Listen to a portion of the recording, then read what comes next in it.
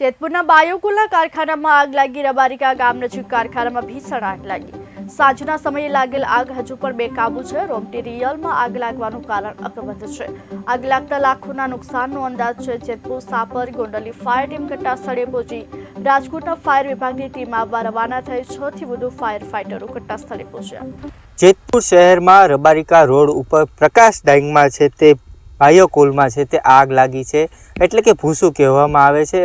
આગ એટલી વિકરાળ છે કે કારખાનેદારના જે માલિક છે તેમને લાખોનું નુકસાન છે તે થઈ રહ્યું છે। ત્યારે જોઈ શકાય છે કે રાજકોટ, વેરાવળ, ગોંડલ સહિતના ફાયર ફાઇટરોની ટીમ છે તે અહીંયા આવી ચૂકી છે ને આગને છે તે કાબૂમાં લેવાના પ્રયત્ન છે તે હાલ કરવામાં આવી રહ્યા છે। ત્યારે જોઈ શકાય છે કે આગ એટલી વિકરાળ છે કે ખૂબ મોટી આગ લાગવામાં આવી રહી છે ને અત્યારના ફાયર ફાઇટરો છે તે આવી ગયા છે। જે માલિકને છે તે લાખોનું છે તે નુકસાન થઈ રહ્યું છે। જેતપુર, સાપર, ગોંડલ, જૂનાગઢના ફાયર વિભાગ દ્વારા છે તે આગ ઉપર કાબૂ મેળવવામાં પ્રયત્ન છે તે કરવામાં આવી રહ્યા છે। તે રાજકોટના ફાયર વિભાગની પણ ટીમ છે તે અહીંયા આવી પહોંચી છે અને અત્યારના જે જેતપુર રબારિકા રોડના જે પ્રકાશ ડાઇંગ છે તેમને અત્યારના લાખોનું નુકસાન થઈ ગયું છે ને આગ છે તે કાબૂના છે તે પ્રયત્નો કરવામાં આવી રહ્યા છે। ધ્રુવ મારું, KTV ન્યૂઝ ગુજરાતી, જેતપુર।